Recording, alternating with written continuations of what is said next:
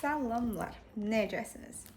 Deməli, mənim üçün bu formatda video çəkmək çox belə rahat bir şey deyil. Ona görə belə bir background seçdim kitablarımın ətrafında.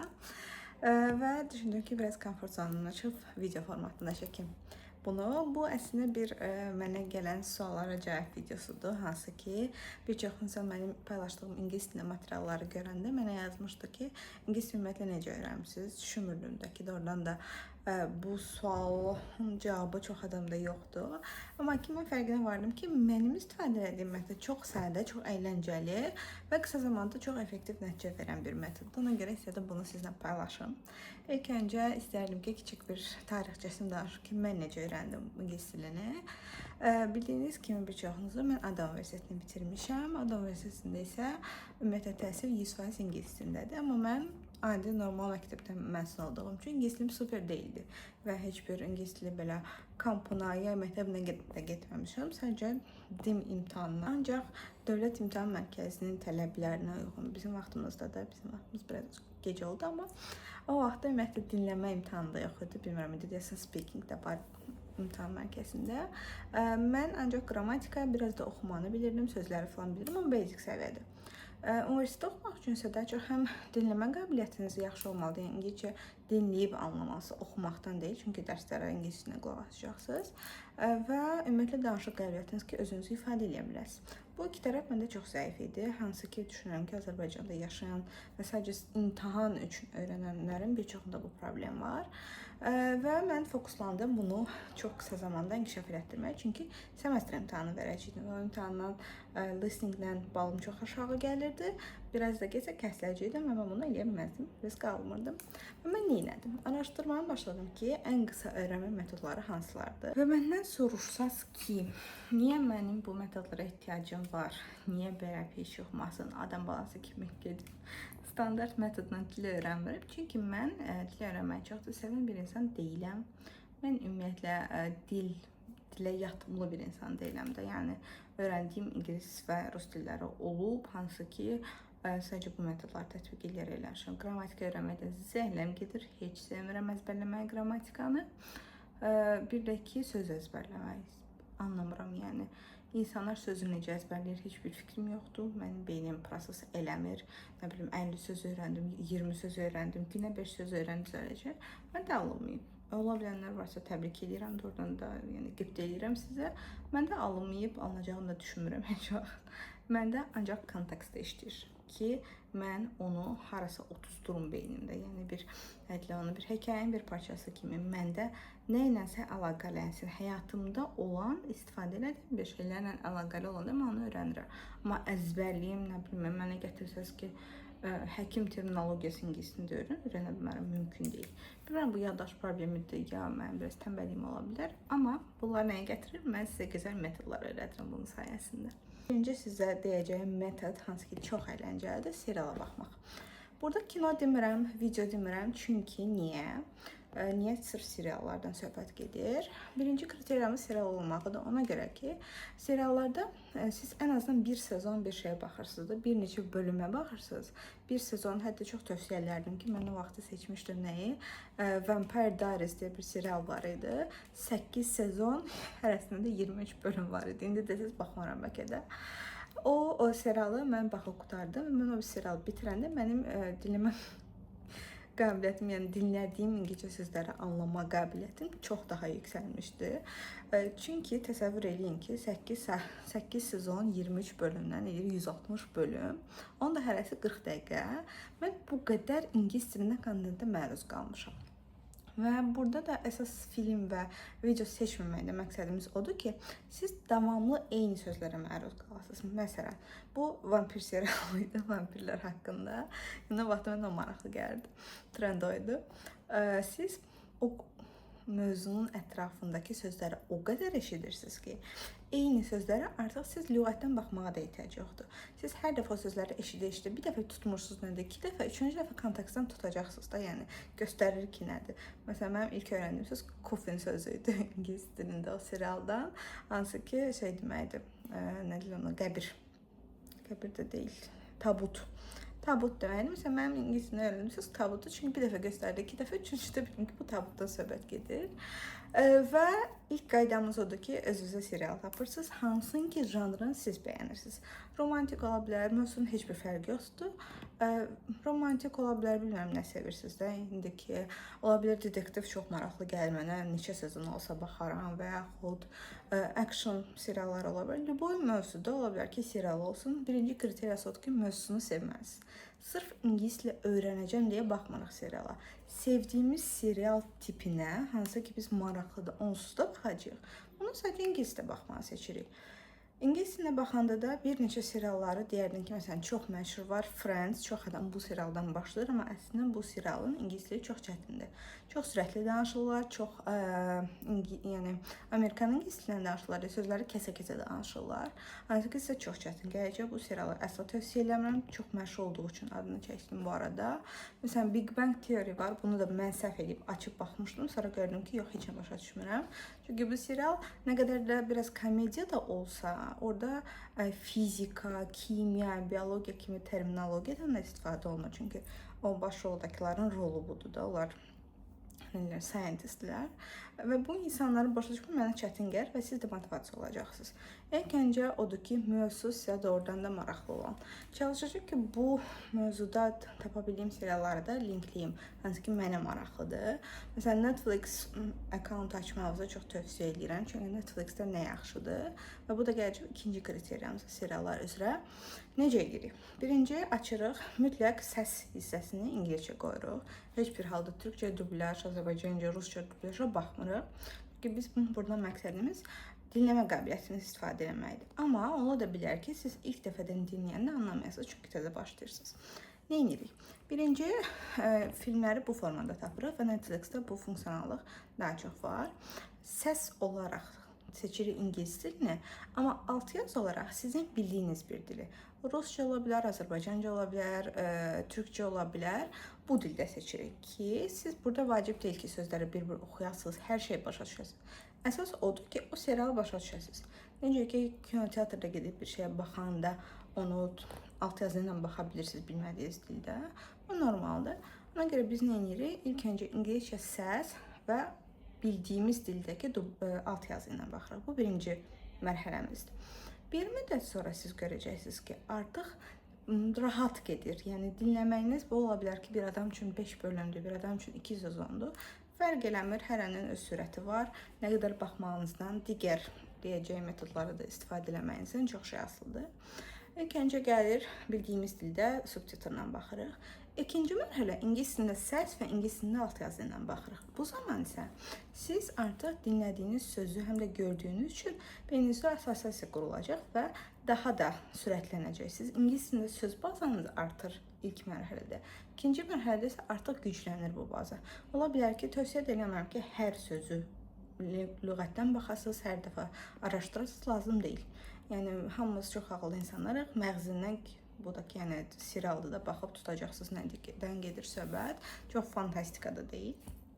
Ona görə ikinci mərhələmiz odur ki, subtitr ingiliscə və səs ingiliscə baxırıq. Üçüncü mərhələdə isə artıq subtitri yığışdırırıq.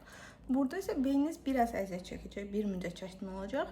Amma sizə deyim ki, artıq bu üçüncü mərhələdə olanda bu deməkdir ki, siz müəyyən bir səviyyədəki ingiliscə danışan insanı anlaya bilirsiniz və özünüzdə də artıq bir özgüvən yaranacaq ki, mən kimləsə söhbət eləyəndə də anlayacağam, hansısa bir videoya baxanda da anlayacağam və bu çox yaxşıdır.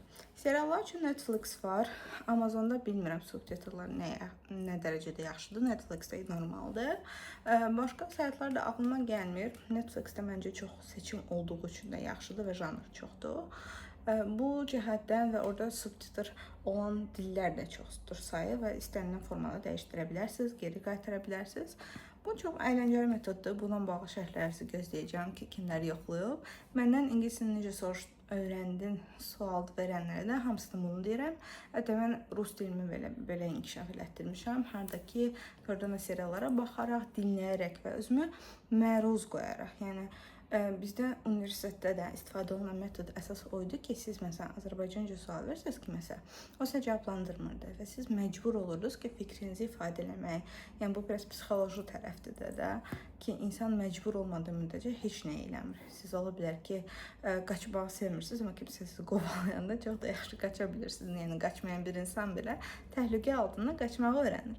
Eyni formada burdadır. Biz özümüzü həmin dildə ifadə eləməyə məcbur olduqda bunun üçün bir yol tapırıq. Bu dediyim metod daha çox dinləməklə bağlı idi. İkinci mənim üçün çətin olan və çox insanın da əziyyət çəkdiyi danışmaq prosesidir. Danışmaqda da məsələn ingilis dilində tələffüz olunan çətin sözlər o qədər olmasa da mən bunu ən çox rus dilində istifadə eləmişdim. Amma ingiliscədə heç məsələn danışmamısınızsa, çox az danışmısınızsa bu dildə sözləri məsələn oxuyursunuz, anlaya bilərsiniz, söz nədir də bilirsiniz. Amma danışan zaman o sözün tələffüzü necədir? Ş-dır, s-dır, məsələn schedule var, schedule deyən var, schedule deyən var. Yəni bunu necə demək lazım olduğu özünüzü komfortda hiss eləmək. Çünki doğrudan mən bu sözü deyəndə özümdən utanmayacağam və mən bilirəm ki, bu söz belə təsəvvür olunur və yaxud dilim dolaşmayacaq. Yeni dildə, liboy bir dil olsun, istifadə edirsinizsə diliniz dolaşacaq. Bu təbiidir. Və bunun qarşısını almaq üçün ikinci qaydamıza gəlirik, hansı ki mənim əziz kitablarımdır. Mən kitabxanamda bax, bilməm görünür ya yox. 4 dildə kitablar var, hansın ki mən oradan da bildiyim bu 4 dili davamlı şəkildə saxlamaq üçün, bazamı itirməmək üçün istifadə edirəm. Və kitab oxumağın da çox belə bir kiçik, amma çox effektiv bir yolunu deyəcəm sizə. Yenə də sevdiyiniz janrı oxuyursunuz, çox önəmlidir bu. Sevmədiyiniz janrda heç nəyə özünüzü məcbur eləməyin. Nə kino olsun, nə kitab olsun, nə başqa bir şey olsun. İnsan əgər sevdiyi bir şeylə maraqlanırsa, onun daha çox həm enerjisi olur, həm marağı olur. Çünki məsələn də siz futbol sevirsiniz, mən Formula 1 sevirəm şəxsən.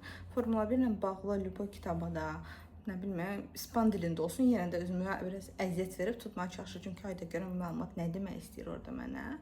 Ona görə çox vacibdir ki, janrını sevəsiniz. İkinci bir tips deyim ki, çalışın bədii ədəbiyyat olmasın. Çünki hər hansı bir dildə, hətta Azərbaycan dilində belə siz ki, bədii ədəbiyyat oxumaya çalışırsınız, görəcəksiniz ki, bəzi sözləri anlamırsınız. Çünki bədii ədəbiyyat biraz metaforalar sevir, güclü sifətlərdən istifadə olunur. Bəzi sözlər ki, məsələn də Dostoyevskinin yazdığı bir kitabı da ingiliscə olsa sizə çətin gələcək. Çünki o sözləri siz gündəlik həyatda istifadə eləmirsiniz, işdə istifadə eləməyəcəksiniz, təhsildə istifadə eləməyəcəksiniz, filmlərdə, seriallarda görməyəcəksiniz və bu sözlər sizi qorxudacaq. Ona görə çox tövsiyə edirəm ki, bədii ədəbiyyat oxumayasınız ilk mərhələdə, nə vaxta qədər ki, özünüzü doğrudan kitab oxumaqda rahat hiss edəcəksiniz. Mən psixologiya çox sevirəm. Məsələn, şəxsi inkişaf, psixologiya və belə daha yüngül janrda çox insanın belə güldüyü şeylər var. Ay, vaxtın idarə edilməsi, ay, şəxsi inkişafla. Bu sahələrdə maraqınız varsa və yaxud ola bilər ki, məsələn, Netflixin bir kitabı var idi. Mən də hər şey Netflix səcəşim verirəm. Çox sadə kitabları var ki, bir hekayə danışır, amma real həyat hekayəsi, biznesdən danışır, nə bilim, ola bilər ki, kiminsə xatirələrindən danışır və yaxud mən bunu necə elədim, time managementdən məsələn də vaxtı idarə eləməklə bağlı nə olacaq deyəcək, telefonunu söndür, bildirişə baxma, sadə dildədir. Ona görə bir kitab mağazasına gedəndə də araşdırın, girin, baxın, kitabları açın, görün ki, əgər sözlər çoxunu bilmirsiniz, o kitab sizlik deyil. O kitab sizə söz öyrətməkdən əlavə sizi daha da ruhdan düşürəcək. Sevdiyiniz janrda eyni janrı, məsələn, Azərbaycanca, türkçə oxuyursunuzsa, gedin ingilis dilindən götürün. Ola bilər ki, məsələn, sıxılmırsınızsa, oxuduğunuz bir kitabın ingiliscəsini götürürsünüz və onu oxumaya başlayırsınız. Amma burada belə bir tips.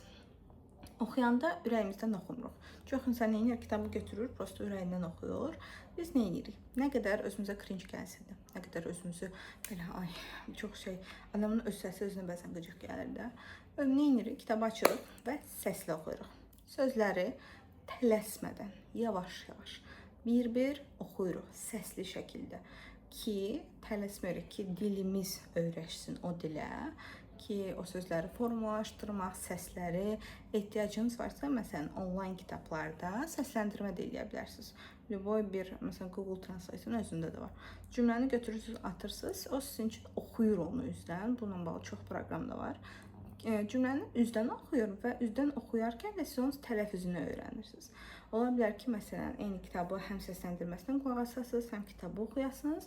Əsas da odur ki, məncə bir çoxumuz da artıq bilirik sözlərin necə oxunur. Sadəcə kitabımızı səsli şəkildə oxuyuruq. Cümlələri, sözləri seçə-seçə, bir-bir, aydın-aydın. Sürətimiz çox yavaş ola bilər. İlk öncə bu heç bir məna kəsb eləmir. Bizim burada məqsədimiz kitabı oxuyub qurtarmaq deyil, tələffüzümüzü otuzdurmaqdır ki, siz biri ilə gedib İngiliscə danışanda öz səsinizdən, öz tələffüzünüzdən utanmayasınız. Əgər siz o şey hiss eləsəniz ki, ay görün düz dedim, belə sıxılırsınız ki, ay düz dedim, səhv dedim, necə olacaq, nə fikirləşəcək? Bunda siz danışmağa meyilli olmayacaqsınız. Danışdırsalar belə danışmayacaqsınız. Amma bizə lazımdır ki, biz danışaq. Biz sözləri tələffüz eləməyi. Bir də ki, çox maraqlı bir şey oxumuşdum ki, biz məsələn kitabdan oxuyuruq da o sözü, kitabdan oxuyuruq, amma beynimiz elə fikirləşir ki, biz bu sözü özümüz fikirləşib demişik, yəni danışırıq. Üzdən oxumayla danışdığımızın fərqini hiss eləmir. Çünki ikisini də səsləndirən sizsiniz. Sözlər sizin ağzınızdan çıxır və qulağımız bunu eşidir. Beynimiz də bunu proses edir ki, bu adam bu sözü bilir, bu adam bunu oxuya bilir və onu artıq sizin necə deyirlər də öyrənilmişlər databazanıza qeyd edir və bu çox maraqlı bir fakt idi. Yoxlayın, yəni heç gözlənilməyən bir nəticə əldə edəcəksiniz. Və gəlirik üçüncü metodumuza. Biz bunları elədik, serialımıza baxırıq, söz ehtiyatımız artır, dinləmə qabiliyyətimiz artır, danışmağı öyrənirik, səsləri, yəni danışmaq deyəndə cümlələrin formulasını, səsli danışaraq sözlərin tələffüzünü öyrənirik. Üçüncü isə nədir? Doğrudan da danışmaq. Mən bunu rus dilində ən çox eləmişdim və insanlara da hələ də qəribə gəlir ki, mən bunu necə öyrənmişəm. Məsələn, mən uşaq vaxtı nənəgildə qalırdım. Nənəgilin məhəlləsində də hamısı rus dilli idi. Bizim məhəlləmizdə də sonra köçdüyümüzdə rus dilli idilər. Və mən uşaq vaxtından mənə heç kim qrammatika öyrətməyib. Heç bir rus dili dərsi də almamışam. Amma mənim uşaq vaxtı rus dilini istifadə eləməyimin ən böyük üstünlüyü o idi ki, mən heç vaxt utanmamışım bu dili səhv istifadə elədiyimə görə. Çünki rus dilinin qrammatikası ingilisdən qat-qat çətindir, sonluqları, bir şeyi 10 dənə versiyası var, nəyi nə vaxt istifadə eləmək, mən bunları bilmirdim. Amma səhv istifadə eləyə də düzünü öyrənirdim. Məsələn də deyirdim ki, mən gəlirsən, belə bir şey. Cümlələr deyirdim, amma heç vaxt çətin çəkinməmişəm bunları səhv istifadə eləməkdən, çünki uşaq idim. Daha sonra da, məsələn, onu mənə anlamamışam deyə də çox səhv istifadə elədiyimi. Mən bunu belə çox rahatdım. Yəni, mən baxanda mən deyirdim ki, yeganə insanam ki, rus dilində danışıram, amma anlamıram. Anlamağım zəif idi, çünki söz bazam yox idi, amma danışa bilirdim, özümü ifadə edə bilirdim, çünki basic formada bilirdim. Bunu ingilis dilində də tövsiyə edirəm sizə. Mən universitetdə olanda rəfiqələrimlə hamımız çalışırdıq, ingilis dilimizi yaxşılaşdırıq və belə bir hədəf qoymuşduq ki, ümumiyyətlə öz aramızda da ingiliscə danışaq. Çünki dərsdə düzdür, deyirsiniz, nəysə danışırsınız, prezentasiya edirsiniz. Amma ki, öz aramızda da, yəni, məsələn, maraqdır ki, qiymət falan olanda kiminsə sözünü danışırdıq, ingiliscə danışırdıq, maraqlı olurdu. Yəni, yenə də söhbət marağa gəldi. Maraqlı olan bir temanı ingilis dilinə çevirirdik və bir-birimizdən danışmağa başlayırdıq. Amma çox önəmlidir ki, bunu eləyəcəyiniz insanlar ətrafınızda sizi qınamayacaq, sizi, məsələn, qrammatika səhv deyəndə gülməyəcək, sözlərinizi pis mənada düzəltməyəcək. Yəni, düz deyə bilər ki, ay yox, bu söz o demək deyil, bu deməkdir, məsələn. Amma ki, bunu qınamayacaq, sizi pis hiss elətdirməyəcək insanlar olsun. Çox-çox önəmlidir bu. Və bu insanlarla artıq kommunikasiya qura-qura birincidən heç kim dili düzgün istifadə eləmir. Mən 11 il Azərbaycan sektoru olmuşam. Azərbaycan dilini bəzən düz istifadə eləmirəm, yəni bu normaldır. Ümumiyyətlə də ki, hamımız da Azərbaycan dilində səhvlər eləyirik də. Heç kim mükəmməl astiv Azərbaycan dilisindən danışmır və amma önəmli olan odur ki, maksimum dili istifadə edək. Nə qədər çox istifadə eləsəz, o qədər özgüvəniniz artacaq, o qədər rahat hiss eləyəcəksiniz və bir yerdən sonra sizə bu xarici dil kimi gəlməyə başlamayacaq. Yəni, siz elə biləcəksiniz ki, bu belə də olmalıdır. Amma mən danışırdım, mən hər gün danışdığım bir dildir. Mənim üçün necə yad ola bilər, necə çətin ola bilər axı. Ona görə özünüzə, ətrafınıza ingilis dilində danışa biləcəyiniz, bunu praktik eləyə biləcəyiniz, vacib deyil bir-birinizə nə bilməyim kitab oxuyub danışasınız. Prosta danışın. Söhbət nə var, nə yox, falan şey nə oldu, falan oyun necə oldu, nə bilim falan paltarı hardan ala bilərəm. Çox sadə. Gündəlik həyatınızdakı ifadələri, gündəlik həyatınızdakı sözləri başqalarına ingiliscə danışmaq, amma bu önəmlidir ki, onlar da sizlə maraqlı olsun. Yəni durduq yerə həmişə Azərbaycanca danışdığınız birinə gedib ingiliscə danışmırıq. Deyirik ki, mən bir praktik eləmək istəyirəm. Yaxşı olar ki, İstəyirsənsə sən də qarşılıqlı ola bilər ki, ikiniz də başlanğıc səviyyəsiniz, ikiniz də biriniz başlanğıc, biriniz orta, heç bir fərqi yoxdur. Burada önəmli olan cümlə qurmaq. Yəni sözlər öyrənilir. Mən çox bugün bədii bir cümlə qura bilərəm. Səhər işlə bağlı, amma struktur dəyişmir, qrammatika dəyişmir, cümlə qurma məntiqi dəyişmir. Söz bazanızda yavaş-yavaş istifadə edəcək, oturacaq. Məsələn də siz bu kompüterdən danışacaqsınız. Sözü fikirləşəndə bir dəfə axtaracaqsınız ki, bu söz nə deməkdir. Amma istifadə etdiyiniz bir söz olunduysa, artıq bir dəfə axtaracaqsınız, ikinci dəfə, üçüncüdən artıq yadınızda qalacaq. Çünki bu sizin həyatınıza birdən təzə gələn bir şey deyil. Dili biz həyatımıza yeni gətiririksə, həyatımızda olan şeylərlə əlaqələndiririk. Hər şeyi yenidən gətirmirik, sıfırdan hər şeyi söküb yığmırıq. Olan bir şeylərlə əlaqələndiririk və nəticədə isə nə olur? Dil həyatımızdakı bir şey təzə olduğu üçün digərləri ilə adaptasiya olmağa məcbur olurum. Yəni mən hər gün getdiyim yolu ingiliscə soruşmaq öyrənirəm və yaxud özümü ifadə edirəm ki, sosial medianız varsa, məsələn, bəlkə ingiliscə aparasınız, bu sizin üçün maraqlı ola bilər. Yəni işinizin bir hissəsini, həyatınızın bir hissəsini ingiliscə çevirirsiniz və ətrafınızdakilərə də deyirəm də ki, danışdığınız insanlar sizi qınamamalıdır, əgər özünüzə partner kimi seçirsinizsə. Amma kimsə də sizi qınayırsa, heç veciz almayın.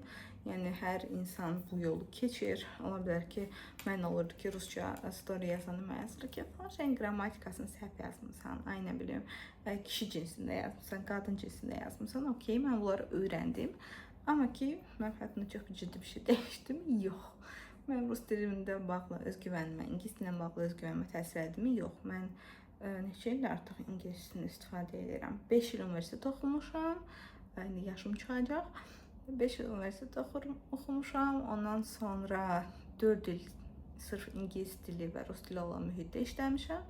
Və artıq bir ildə əlavə, 10 ildən çoxdur mən ingiliscə səlis danışa bilirəm. Amma məndən soruşsunuz, hələ də hirşini bəzən arada çalışdırıram, çünki fikrim başqa yerdə olur. Yəni, bu çox normaldır. Siz nə qədər hər bir dil mükəmməlləşdirsəz belə, səhvlər eləyəcəksiniz, bir sözün yerine başqa şey deyəcəksiniz, yazacaqsınız. Yəni, bəzən mən də dayanıram, write, yəni düz mənasında write-la, yazmaq mənasında write-ı. Bəzən səhv yazıram, okeydir, yəni olur, hamımızda olur. Mükəmməl olmaya çalışmayın, siz burada ingilis dili ilə imtahan ola bilər verəcəksiniz, amma ekspert deyilsiniz də, yəni siz ingilis dili deyilsinizsə, lazım olan nədir? Bir də onu tövsiyə edirəm ki, hədəfinizi qeyd edəsiniz. Mən bu dili niyə öyrənirəm? Prosta ingilis dilimi bilirəm deyəmi? Yoxsa mənim rus dilində oxuma motivasiyam oydu ki, rus dilində kitablar tapmaq çox daha rahatdır. Mən lazım olan kitabları çox daha uyğun qiymətə və çox rahatlıqla mən rus dilində tapa bilirdim və ona görə rus dilində oxumağa daha çox maraq göstərdim, bazamı genişləndirirdim. Sizin ingiliscə hədəfiniz nədir? Bu çox önəmlidir ki, hər dəfə give up eləmək istəyəndə, hər dəfə bezəndə həyatınızdan, amma mənim metodlarımla bezməyəcəksiniz. Bundan əminəm. Narahat olanda, yorulanda sizin bir motivasiyanız olsa ki, mən bunu niyə eləyirəm? Bu mənə nə qatır? Yaxşı, mən özümə əziyyət verdim, baxacağım seriala, getdim İngilizcə baxdım, düzdürmü? Niyə eləyirəm mən bunu? Ya kitabı səsli oxuyuram, gedirəm İngilizcə danışıram. Bunu ağlınızın bir qırağında hər dəfə özünə xatırlatmaq üçün mütləq önəmlidir ki, hədəf qoyasınız. Hədəf ola bilər ki, sadəcə məsələn, xərcə gedəcəksiniz, orada İngilizcə danışmaq istəyirəm. Çox təbii, çox motivasiya edici bir hədəfdir. Mən Fransaya getmədən öncə, məsələn, fransızcamı inkişaf etdirmək istəyirəm ki, ən azından basic səviyyədə nəsə danışa bilim. Mənim motivasiyam idi. Ola da bilər ki, hər hansı bir işə müraciət edəcəksiniz, başqa bir sahəyə. Bunlar hamısı vacibdir ki, siz motivasiyanızı hər zaman beyninizin bir qırağında belə bir pəncərə olaraq açıq saxlayasınız. Hər dəfə də yorulanda, eləmək istəməyəndə bunu özünüzə xatırladın. Mənim sizə ötürəcəyim maraqlı və başqalarında eşitmədiyim metodlar bunlar idi. Ümid edirəm işinizə yarayacaq. Mütləq şərhlərinizi mənimlə paylaşın. Ola bilər də ki, bununla bağlı başqa ideyalarınız varsa da deyə bilərsiniz ki, məsələn, bu olsa yaxşı olar. Burada yazacağım qeydlərimi falan, nələr maraqlı olsa. Çox sağ olun dinlədiyiniz üçün. Hər birinizə uğurlar arzu edirəm bu yolda. Motivasiyalarınızı mənə mütləq yazın. Maraqlıdır ki, sizin hədəfləriniz nədir? Niyə ingiliscə öyrənmək istəyirsiniz və başqa bir dili? Bununla bağlı geri dönüşlərinizi gözləyəcəm. Ümid edirəm də ki, belə video formatında paylaşmağımı bəyəndiniz. Sizləri çox sevirəm. Görüşənədək.